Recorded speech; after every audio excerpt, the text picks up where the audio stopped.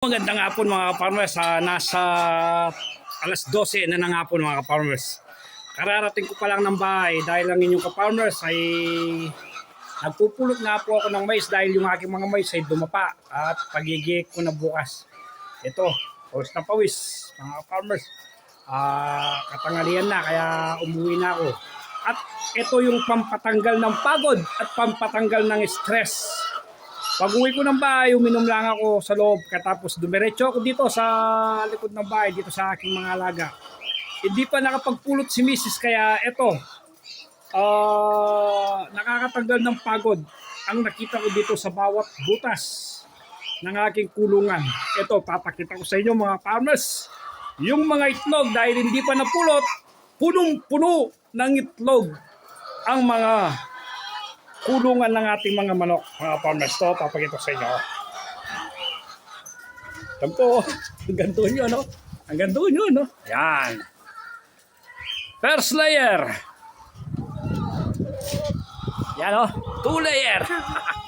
At itong pangatlong layer sa taas. So, punong-puno po, mga farmers, no? Kasi hindi pa nakapagpulot si Mrs. dahil busy siya sa pagluluto.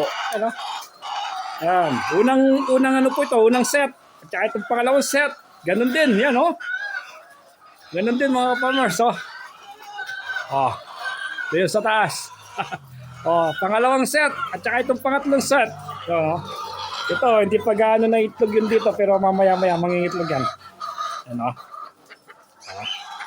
Yung pangatlong set, hindi pa wala pang gaanong mangitlog, pero marami-rami na rin. Kung pagsama-samahin mo itong mga itlog na ito, siguro nasa 4 na tray na itong mga ito. Kasi nakakakuha na ako ng 7 tray maghapon ngayon mga ka-farmers. Nakakatanggal ng pagod mga ka-farmers.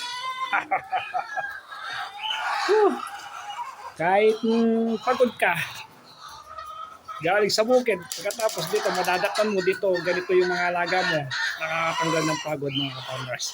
Yun lang mga ka-farmers, ang inyong ka-farmers na nagsasabing I'm proud magsasaka.